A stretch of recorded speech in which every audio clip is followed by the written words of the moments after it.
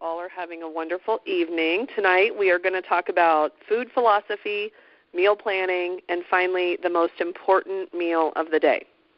So we'll go ahead and get started with food philosophy. And this is something that every time I sit down with somebody to talk about health, nutrition, sustainable weight loss, any of that stuff, this is what I'm sharing with them, the first thing. So just to kind of wrap your head around the way that you should be thinking about things as far as, the order of importance, we're going to talk about the why, the what, the how often, and the how much. So the why is the most important thing. We're going to talk about phytonutrients in more detail on our Thursday night call when we talk about the connection between food and health. I'll be sharing a couple different things to include a series of phytonutrient documents. So you'll get more information on this. But really, we want to focus on the why first, because if you think back to all those things we talked about in the Disease Illusion webinar, food is absolutely information for your genes. It turns good genes on and bad genes off. Or if you eat the wrong things, that's vice versa. So it can do the opposite. So we really want to focus on why we're eating what we're eating. So we talked a lot about, the greens, the blues, the purples, the reds, the yellows, and all those different phytonutrients, those things that have evolved over millions of years to protect those plants. They, in turn, protect us. And research, in fact, shows that it's not so much, you don't need tons and tons of one or the other color. It's really you get your biggest bang for buck in fighting chronic illness when you get a diverse, a variety of colors. So if you mix all of those colors, it fights chronic illness and it helps us with our health the most. So that's the first thing. And like I said, we'll talk more about it. But then the second thing is the what. We really need to focus on the what we put on our fork, again, for that very reason. I always tell people with every bite, you should be asking yourself, are you feeding disease or are you fighting disease? And when people have a hard time with that, I find that it goes back to that connection between food and health. Maybe there's some disbelief on, or they can't quite come to that belief that there really is that big of a connection. And so, we have to buy our time and go on faith for a while and keep, motivating, and eventually that connection is there. And that elimination plan that we do is so, so, so powerful when it comes to this. So the third one is then how often. This does matter. People who maybe eat only once or twice a day, they put their bodies in starvation mode. And I hear this a lot. Gosh, I hardly ever eat and I can't, lose my weight. And they say, you just wouldn't believe how little I eat. And yes, I do believe it because I understand what's going on there. And so just to briefly give you an overview of what's going on, when we eat something sugary, especially first thing in the morning, or if we skip breakfast and we kind of have that long day of maybe just, one meal or two meals, or we come home, sorry about the dogs, I should have locked them up. Maybe at the end of the day we finally get home and we eat something, and usually it's not, it's maybe not the best thing. It has sugar in it or processed food or whatever. One of the things that happens is that when you eat that sugar's in your, bloodstream, and that triggers your pancreas to send out insulin, because insulin's job is to take that sugar and go ring the cell doorbell. The cell has lots of different doorbells, and it ring, open up. And so the cell opens up, and it says thank you very much and takes the sugar in, because that's what we need for energy. Just we don't need all that much at one time like what we're getting. We're going to have a sugar and wheat call later on in the month too that is all of this information as well that builds on this. But the cell has lots of doorbells, like I said, and if there's too much sugar, because we've starved ourselves all day, or we didn't eat breakfast, or we ate a high sugar breakfast maybe, which we'll talk about, then there's more than enough sugar. So that insulin sees all this sugar and it scoops it up and tries to go back to the cell and ring the doorbell. But after a while the cell's full, and insulin looks around and says, well, geez, I'm not doing my job. Ring the ring. Doorbell says, shut up. I'm sick of hearing you, and I'm going to take my doorbells away. And so that is insulin resistance. So then what's insulin's, number one job is to take all that, it's got to do something with all that sugar, and so then it ends up storing that as fat. And then the other thing, I'll go ahead and do it now. I've got a little example about why how often is really important. I did a reach out into a place where the people, they didn't know a whole lot about health, and I was helping them. And I had this gentleman, we'll call him Jim, which isn't obviously his name, but Jim would say, and he was an overweight man with diabetes, and he would say, I don't get it. My blood sugar every morning is so high, but my hemoglobin A1C, that average blood sugar over 3 months, is always normal. So my doctor says, you're fine. He goes, so what the heck's going on? And I said, well, let's do a food log, because believe it or not, you can tell a heck of a lot from a food log. And I said, be as honest as you can, because this is only helping, the more honest, the more I can help you, because sometimes it's really just the littlest tweak sometimes. And so sure enough, he would go home around 5:30 after a long, stressful day at work, and he would eat a big, kind of pasta meal or a high-carb meal, because by then he was really, really hungry, and he wanted also to fill up and make that last because, he wouldn't eat at nighttime, thinking that was bad for you, because we hear that a lot. And so then he would go on to bed and then wake up in the morning, and he wouldn't eat breakfast. Every now and again he would have a little Almond Joy, like a Halloween candy Almond Joy, so not a big candy bar, but a little Almond Joy on the way to work. And and usually no snacks, and then skip right to lunch. He'd eat, usually go out to eat or whatever for a quick lunch, and then that would be what was happening every day. And so I said, what's happening is your blood sugar is dropping so low at night, dangerously low, and then it's rebounding in the morning.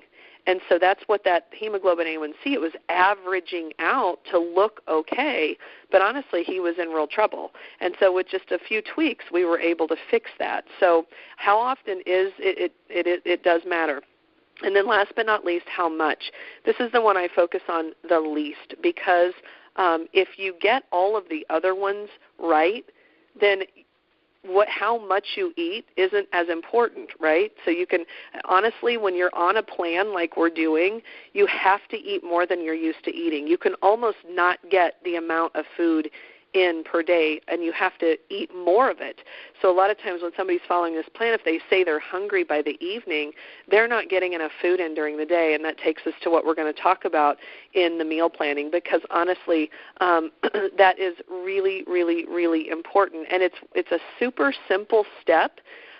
It's the most important one, because honestly, life is busy, and it comes down to being able to prepare. We know that in order to be successful, we have to prepare and plan, and especially when it comes to food, because this is something we have to do in order to live, right? And so we get home from a long day at work, we're starving, we go to the refrigerator, it's empty, or it has all this stuff in it that you thought looked healthy at the store, but maybe you didn't have a menu plan. You just bought a bunch of healthy stuff and brought it home and jammed it in the fridge. And who has time? Sorry, guys, I'm going to go lock myself somewhere else. Who has time to, to cook after a long day of work? So meal planning has to be done for you and your family, and taking into account your schedule. So give me 1 second, I'm just going to lock the dogs out. So having your calendar handy is really, really important. It takes a little bit more time at first if you're, as you're getting used to it, but in the long run, it really cuts down on your stress level when it comes to meals, and it also sets you up in the long term for that sustainable health that we're looking for, not just a drop in the bucket kind of thing. So I'm going to go over a few meal planning tips. If you already meal planned, great. Keep it up. I don't want you to change it. If it's working for you, keep doing it. For those that don't, for those people who don't, this is what I recommend. This is what I do, and then I've got some other tips too. If pen and paper is not your thing. So get a piece of paper out. I just grab whatever, usually I grab one out of the printer, and down the left-hand side, I actually write Monday, Below that, I write Tuesday. Below that, Wednesday, Thursday, Friday, Saturday, and Sunday. I plan for the whole week. So whatever day you're starting at. If you're starting the plan on Thursday, you can write Thursday, Friday, Saturday, Sunday, and then maybe get a short week and then start over, just like, starting from Monday again to get you back on track. Look at your calendar and plan your meals around your week. If you have to work late on Monday, for example, and you're not going to have time to prepare anything, either make something Sunday night and keep it in the fridge until you get home to throw it in the oven, and maybe have something like frozen fish and veggies on hand, which is about a 15-minute meal. Maybe you throw something in the crock pot that morning before you leave. You could even throw the ingredients into the crock pot the night before and put it in your fridge. Or what I do around this time of year is I put it in my garage because it's so cold. If yours is cold like mine is, you just throw it in the garage. If you can, make enough to eat the leftovers later in the week, especially if you have another really busy day ahead, or, freeze them and pull them out for the next week even. So unfortunately, my boys are eating, they're at the age they're starting to eat us out of house and home, so we don't have any leftovers most of the time. You want to shop for the week, like I said. So unlike processed food that is stripped, like we talked about, of all those important phytonutrients that keep you healthy, fresh food does not keep. So you have to really shop weekly to get that fresh food back in your refrigerator. Sitting down on Saturday is what I generally do to meal plan, and then I'll go to the store either Saturday afternoon because I find it's less crowded than Saturday morning, or to avoid that rush at some point on Sunday. And that way you're ready to go. Sunday evening, you can still do some of that prep if you want to, like cutting up your vegetables and, things like that, making the salads for the week if that's what you do or whatever. Some other tips, just don't make it hard. If all you do, kind of get that processed food out, like we've been talking about, cleaning up the junk, getting rid of the sugary drinks, that's a huge start. And then start thinking when you're meal planning, think about things that you love. I'll be sharing recipes as we go along, but those things that you love, there's certainly a recipe that's healthy that has to do with that. I always tell everybody, I had a gal one time I was working with, and you have to meet people where they are, and she was so proud. She's like, you just wouldn't believe it. I went from eating 2 extra long cheese conies at Sonic to 1. And I'm like, everybody laughs when I say that, but I'm like, that is fantastic. And I said, now let me teach you how to make it a healthier version of that. So there's always a healthy version of things that you like. So think simple, whole, colorful. Ask yourself, again, am I feeding disease or am I fighting disease every time you take a bite? No one's perfect. You just have to build on what you know. Get more connected with your food. That we're going to talk about this on Thursday, but think about the symptoms that you may or may not be experiencing and how that changes as the month goes. That's what that whole medical symptom questionnaire is all about. Some people do find this difficult. I have worked with lots of patients who tell me when I say that, it was a learning experience for me in the beginning, but they say there is no connection. Maybe they had some horrible things happen to them in the past.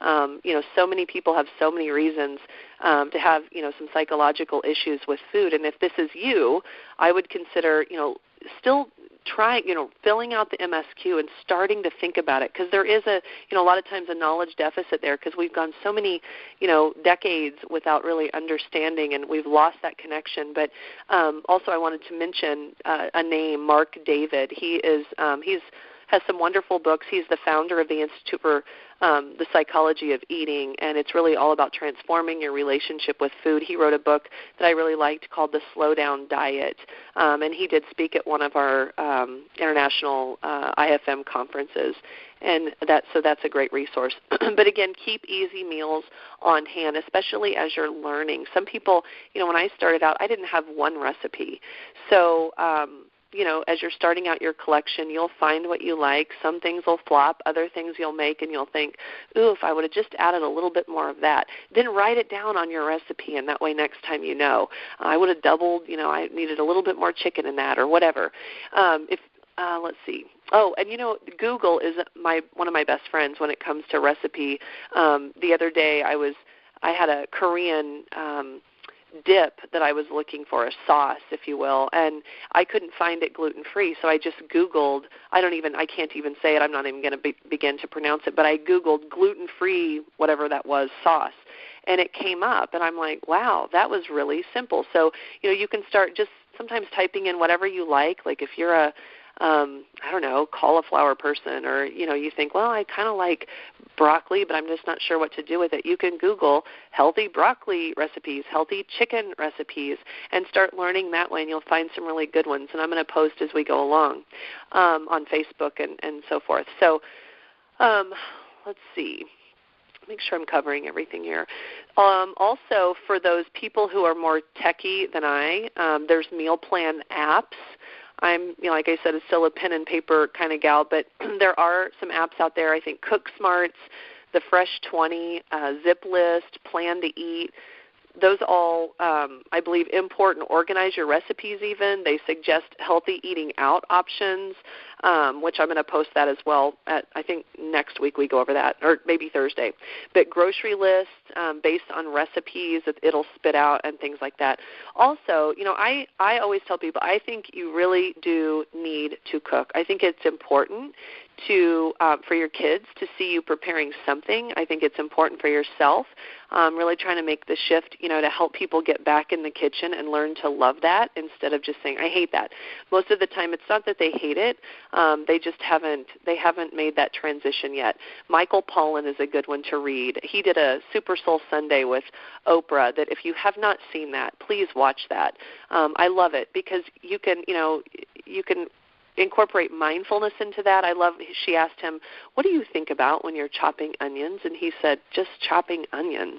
And so we really need to slow down in life. And so anyway, I do think it's important, even if you don't cook at all, 1 to 2 days a week, just, even crock pot, if that's how it starts. But there are different things depending on where you are. I know we have people from out of state on this call, but locally here in Overland Park, we've got, some food delivery or food in-home chefs that are actually really reasonable. Friend That Cooks is one of them. He'll come in, and if you say I'm doing the elimination nutrition plan or I'm doing, whatever, learning how to cook healthy, he'll actually shop and cook for you and freeze it for the week and that sort of thing. So, and I think he shares, if you have a friend that wants to do it, you maybe only want 2 or 3 days, so that's an option. HelloFresh is another company that delivers. That may be nationwide, I'm not really sure, but it'll come with fresh ingredients with healthy recipes, so at least you're putting the stuff together. So again, a couple of options there. So I have, moving on to, this is sort of going into the most healthy meal of the day. I have worked with people actually for over 7 years now, really sitting down, helping them with nutrition, healthy, sustainable weight loss, like I said. But it works only if, the person is willing to show up and keep showing up and really want to learn that. There are no shortcuts. So what I've used in the past to measure, kind of measure, people get so frustrated, like I'm just not losing weight. I actually use something called the bioimpedance analysis. It's a very sophisticated way of measuring body composition, like lean mass versus fat mass, something called the phase angle, the nutritional status of the cell membrane, to see if you have enough healthy fats, because that makes up your cell membrane, and how your fluid inside your cell and outside your cell. And my point to this is your body has to really prepare to lose weight if that's one of your goals. So I don't want you looking at scales per se. That's why I chose the waist hip measurements and not the scales, not a weight, because that it doesn't work that way. That's not sustainable, and a lot of times your body has to prepare in order to lose weight. And so I've had people that I've weighed them 2 weeks later, they've been on the plan, and they'll say, oh my gosh, I haven't lost a pound. And I'm like, well, hold on a second. And I'll do their BIA, and sure enough, they've actually gained lean mass, lost fat mass, and was the same overall. So I always tell people, don't look at the scale. Go by how you feel first. Don't look in the mirror, because we lie to ourselves. So how do you feel first? And then how do your clothes fit? I've had people say, I haven't lost a pound, but I lost 3 sizes. Well, hello. So, like I said, don't look in the mirror, because we can be our own worst, judges against ourselves. So that said, I'm going to move on to the most important meal of the day. And most of us can probably guess that's breakfast. And so many people complain about not being able to lose weight. Like I said, that I mentioned the Food Journal, but what I find is so many people, like the man that I told you about, skip breakfast, and they just end up drinking coffee or ordering Starbucks, grabbing a latte, which has quite a bit of sugar. I hear people, say they don't have time to make breakfast or they hate cooking or whatever. But according to Dr. Hyman, studies show that besides the emotional resilience that it provides you, eating breakfast does correlate with longevity, like we talked about in The Disease Delusion, and healthy weight. So breakfast is just that. It's breaking that overnight fast, and eating breakfast balances your blood sugar and kickstarts that metabolism to give you that much more energy and help you lose that weight if that's something that you're trying to do. If you want to gain weight, then skip breakfast. Mark Hyman wrote an article. I posted something he put, by the way, in Facebook on fat that was really good. But he wrote an article about this where he talked about that old proverb, eat breakfast like a king, lunch like a prince, and supper like a pauper. Well, this is how they're actually finding there is some scientific evidence behind that. So many of us, we think that if we skip breakfast, we're going to reduce that overall calorie intake because, people still say calories in, calories out, which we know is not the case. But we skip that thinking we're going to cut down our overall calorie intake and lose the weight. Unfortunately, the opposite is true, and research shows that not eating breakfast means you will eat more the rest of the day and or make poor choices, right, later on when we're starving when we get home. And as, we talked about just a minute ago, we can throw our bodies into starvation mode. He goes on to say, if you want further proof, I thought this was cute, look at sumo wrestlers. They never eat breakfast. They wake up, and the first thing they do is exercise really crazy. And then that combination of skipping breakfast and really over-exercising or training really hard for like 5 hours, they're starving, right? By the time they eat, they're starving. And so as a consequence, they overeat and probably make poor choices. But something very, very similar happens when we skip breakfast, just like the guy I told you about, Jim, earlier. And we work through lunch, we finally get home in the evening, and then we eat everything in sight. And not only is that bad for our bodies, but it's bad for our minds because then we feel sick, we feel guilty, we regret doing it, and kind of that whole cycle starts all over again. So there was a recent study done that I thought I would share. Almost 3,000 people who lost an average of 70 pounds and kept it off for 6 years ate breakfast regularly. Only 4% of those people who never ate breakfast kept the weight off. The only difference between those two groups was that the group who lost weight ate breakfast and the other group did not. They both consumed the same number of calories and the same types of food. So it turns out that, it's not only the type of calories, remember the what that you consume that determines your weight loss and that maintaining of the weight loss, but also it's the time of day, just like I've already shared. So because most of us, most of us, I would say, skip breakfast. Most people I talk to, most of our daily calories are consumed then right before we go to bed, right? So we can't make time to eat during the day. We get home, we're starving, we consume more than we need to, and then what do? We go to bed or we sit in front of the TV or computer, munching on snacks and food, and then we do the one thing that is, sure to make us gain weight. We go to sleep. So it's no wonder that Americans, are starting to look like sumo wrestlers. If we're eating breakfast, also, breakfast is like dessert. In America, we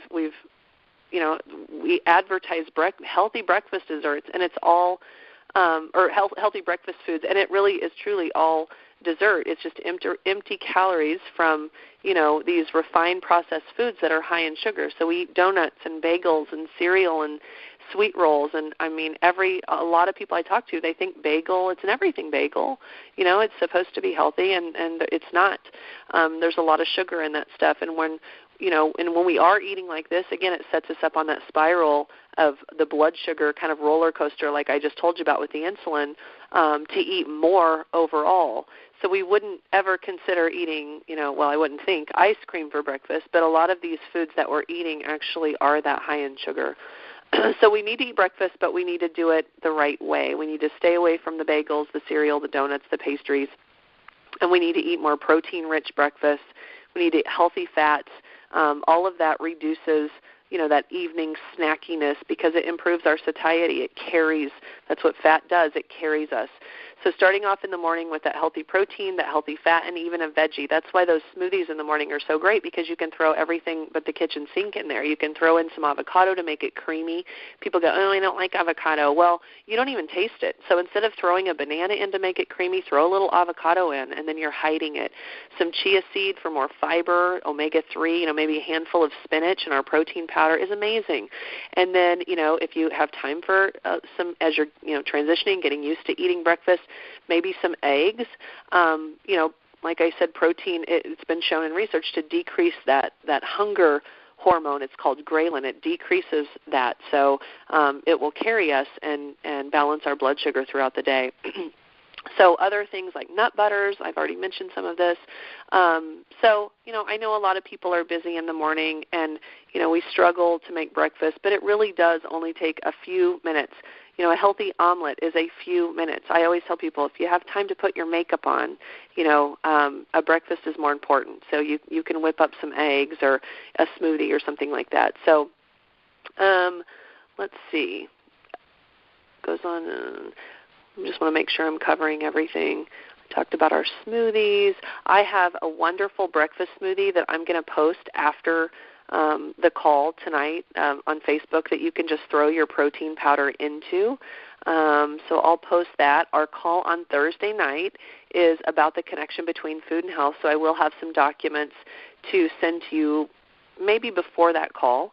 And then all of the rest of the calls after Thursday night, so our Thursday night calls also at 7 p.m. Central, but all of our calls after that will be on Tuesday nights at 7 p.m., and all of them will be recorded, so don't worry about missing anything. And then also just don't forget, if you have someone else who wants to join, maybe even jump in on our February group, just let me know. That promo runs through January 16th, and it's 50% off. And then, of course, no charge for my time, calls, content, that sort of thing, so it's a really good deal. But all right, guys, I think that is about it. If you guys have any questions, please post them on Facebook. I mean, I know people have emailed me. If it's anything I can share, I will. But, post it on Facebook. That way everybody can see it. And then I will get this recipe posted, and I hope you all have a wonderful evening, and I'll talk to you on Thursday. Thanks, guys. Night-night.